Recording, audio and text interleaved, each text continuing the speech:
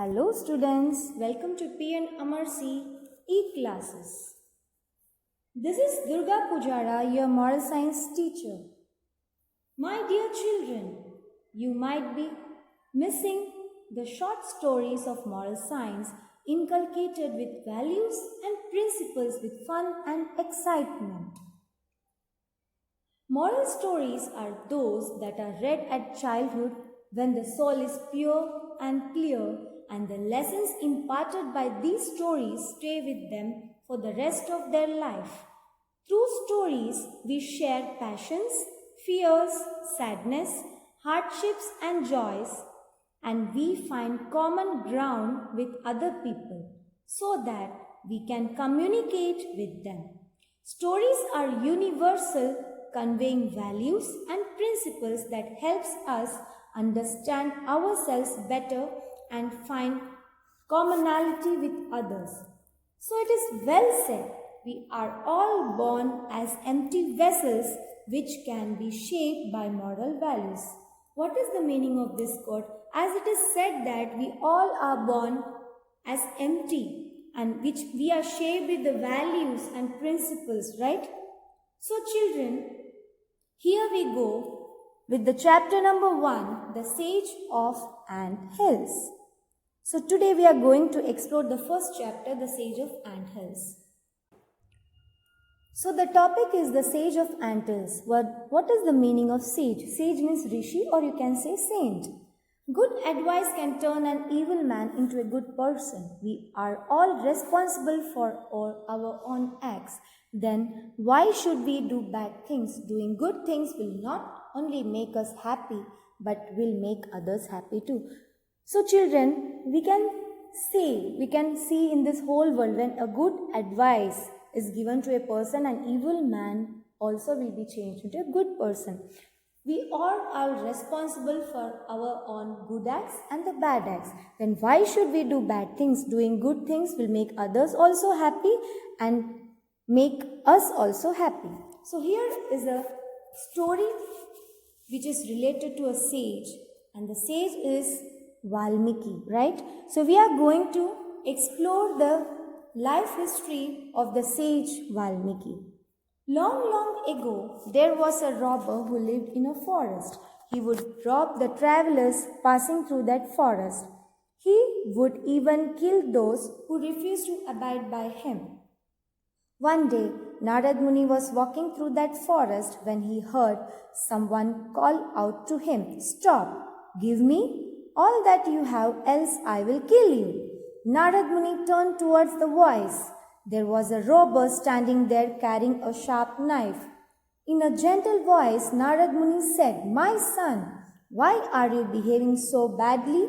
Don't you know that all your sins will lead you to the hell?" The robber laughed aloud and said, "I am facing hell in this world. If I don't rob people, my family will die of hunger. I am doing all this to feed my family. This is my duty, so I see nothing wrong in it."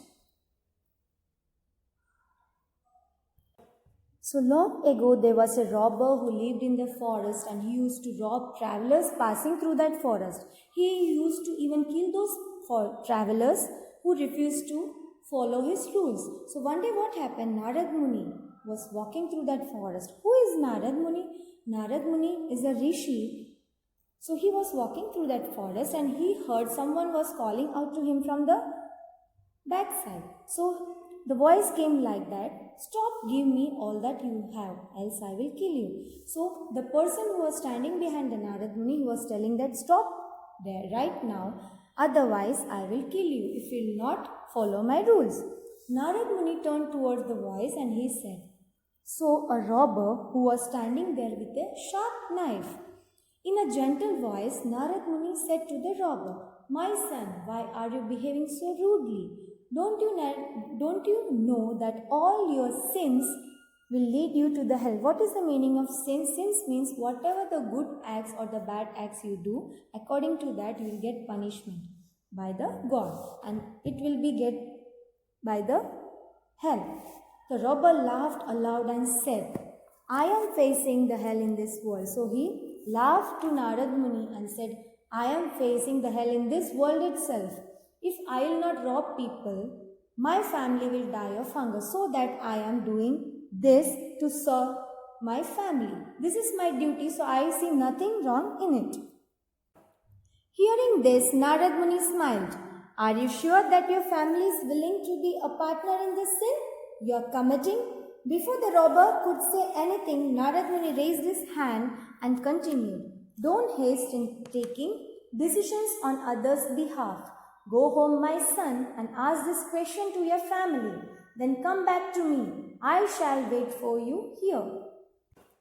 After hearing this statement, the Narad Muni smiled and said to the robber, Are you sure that your family is with you in whatever sins you are committing?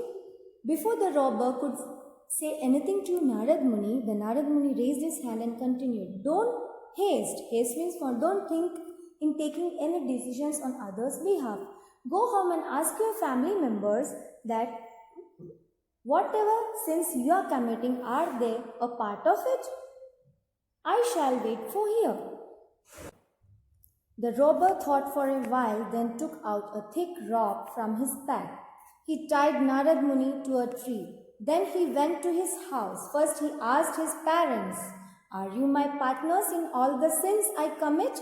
They replied, No, why should we be? You are the one who commits sins.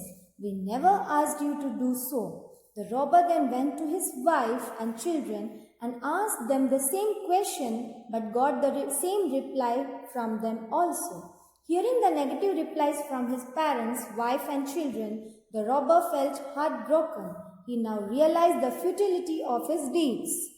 So later what happened? The robber thought for a while and he tied Narad Muni to a tree with the help of a thick rope from his back. Then he went to his house and he asked his parents, Are you my partners in all the sins I commit? The parents replied to him, No, why should we be? The parents told him that you are the one who commits sins and mistakes. We never asked you to do so, right? The robber then went to his wife and asked the same question again to his wife and children. But he got the same reply from them also, that we are not your partners in the sins you commit. Hearing these negative replies from his parents, wife and children, the robber felt heartbroken. He now realized the futility of his deeds, that is the bad deeds and he did to all the people in the forest, right? He thought, why must I commit sins for those who share no burden of guilt or punishment with me? He immediately rushed back to the forest where he had left Narad Muni tied to a tree. He untied him and fell at his feet. My lord, you were right. No one wants to share my sins. Please guide me. I do not wish to continue with such a life. Narad Muni replied, My son, just do as I say. Rama, Rama. Then the robber thought, why should I commit sins for the people who share no burden of guilt or punishment with me? Whatever I was doing, it was just my duty towards the family. That's why I was robbing the people who were traveling in the forest. Then he immediately rushed back to the forest where he had left Narad Muni tied with a rope to a tree. He untied Narad Muni and fell at his feet and said, My lord, you are right. No one wants to share my sins. So please guide me now what I must do. I do not wish to continue such a life like a robber. So Narad Muni replied to robber that, my son, just do as I say. You have to chant Rama Rama. Rama Rama, the robber kept chanting Lord Rama's name while sitting under a tree. He forgot all about robbing people. He felt no desire for food and water either. He did not even sleep. Days turned into weeks turned into months, and months into years. He sat still chanting his favorite name. Ants built anthills all over him. Thus he came to be called Valmiki, that is the sage of ant hills. As per the guidance of Narad Muni, the robber kept chanting Lord Rama's name while sitting under a tree. He forgot all about robbing people and the family also. He felt no desire for food, water, hunger either. He did not even sleep.